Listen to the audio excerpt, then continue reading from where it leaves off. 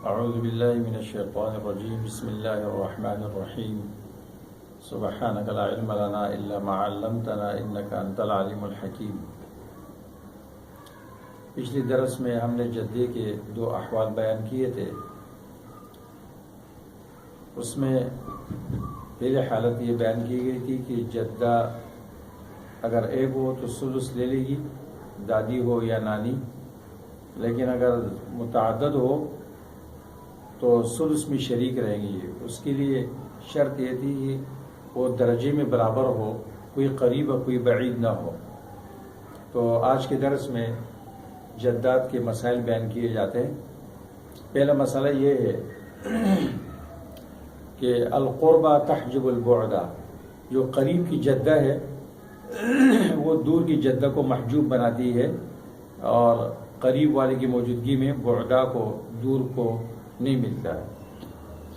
جیسے اس مثال میں ام الاب دادی رہ گئی اور ایک ام الام رہ گئی، پرنانی رہ گئی، تو یہ قربا ہے اور یہ بعدہ ہے، لہذا چٹ حصہ اس کو مل جائے گا۔ ثلث کے مخرج 6 سے ہم نے مسئلہ بنایا، ثلث اس کو دیا، جو باقی بچا 5 حصے وہ مردے کے بیٹے کو مل جائیں گے، اور ام الام یعنی پرنانی یہ محجوب ہو جائے گی۔ تو قریب کی جدہ وہ خود وارث ہو رہی ہو یا نہ ہو، خود محجوب ہو، لیکن وہ بعدہ کو، دور کی جدہ کو وہ محجوب کرے گی۔ اب اس مثال میں ام الاب دادی خود وارث ہو رہی ہے۔ دوسرا مسئلہ ہے کہ خود اگر یہ محجوب ہے قریب کی جدہ، تو تب بھی یہ بعید والے کو میراث سے محجوب کرے گی۔ جیسے اس مثال میں شوہر ہے، اس کا حصہ نصف ہے، نصف کے مخرج 2 سے ہم نے مسئلہ بنا، اور شوہر کو نصف دیا وہ 1 ہے، باقی بچہ وہ باپ کو ملے گا۔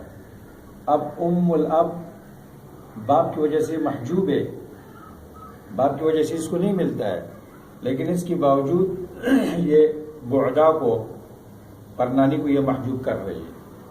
تو قریب کی جدہ خود وارث ہو رہی ہو جیسے اس مثال میں، یا خود محجوب ہو لیکن بعض صورت یہ دور والی جدہ کو محجوب کرے گی۔ یہ 2 مسائل اس کے بیان کیے گئے۔ تیسرا مسئلہ یہ ہے کہ اگر ایک جدہ ایسی ہے کہ وہ 1 قرابت والی ہے اور دوسری ہے وہ 2 قرابتوں والی ہے، درجے میں برابر ہے، تو کیا جو 2 قرابتوں والی ہے اس کو چٹ حصے کے 2 حصے ملیں گے، اور جو 1 قرابت والی ہے اس کو 1 حصہ ملے گا، یا دونوں کے اندر ثلث آدھا آدھا بٹے گا؟ پہلے تو آپ یہ سمجھ لیں کہ 2 قرابتوں والی کیسی ہوتی ہے۔ دیکھیں آپ یہاں پر یہ 2 عورتیں ہیں، ایک ہند ایک صالحہ ہے۔ یہ ہند جو ہے نا، اس کی ایک بیٹی تھی اور ایک اس کا بیٹا تھا۔ اس نے اپنی بیٹی کی شادی کرائی تو اس کی ایک نواسی پیدا ہو گئی، اور بیٹے کی شادی صالحہ کی بیٹی سے کرائی تو اس سے اس کا پوتا پیدا ہو گیا۔ پھر اس نے اپنی نواسی اور پوتے کی شادی کرائی تو اس سے زید پیدا ہو گیا۔ تو اب ہند یہ زید کی ام الام ہے، ام الام لزید، زید کی ماں، زید کی نانی، زید کی پرنانی ہے ہند، اور اس طرف یہ زید کا باپ، زید کا دادا، اور یہ دادی کی ماں، تو یہ ام ابی ہے زید کی، اور ام الام بھی ہے زید کی، یہ 2 قرابتوں والی ہے۔ جبکہ اس طرف صالحہ یہ زید کا باپ، زید کی دادی، اور یہ دادی کی ماں، یہ ام الاب ہے، یہ قرابت والی ہے، اور ہند 2 قرابتوں والی ہے۔ اب اللہ کا کرنا ایسا ہوا کہ زید کا انتقال ہو گیا، ہند اور صالحہ رہ گئی، تو چٹ حصہ تو ان دونوں کا متعین ہے۔ ثلث کے مخرج 6 سے ہم نے مسئلہ بنا، چٹ حصہ اس کو دیا، باقی 5 حصے عام کو ملیں گے۔ اب یہ چٹ حصہ کیسے بٹے گا؟ انصافاً دو حصے بنا کر آدادا یا اثلاثاً 3 حصے بنا کر، تو امام یوسف رحمہ اللہ فرماتے ہیں کہ یقسم السدس بینہما انصافا باعتبار الابدان، چھٹا حصہ ان میں 2 حصے بنا کر ان پر تقسیم ہوگا، اس لیے کہ ابدان 2 ہے۔